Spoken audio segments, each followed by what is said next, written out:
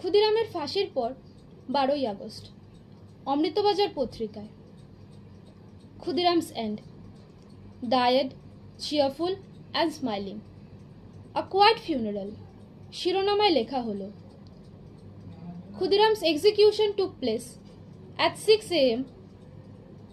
this morning. He walked to the gallows firmly, cheerfully, and even smiled when the cap was drawn over his head. The Empire Patrika liklo, Khudiram Bose was executed this morning.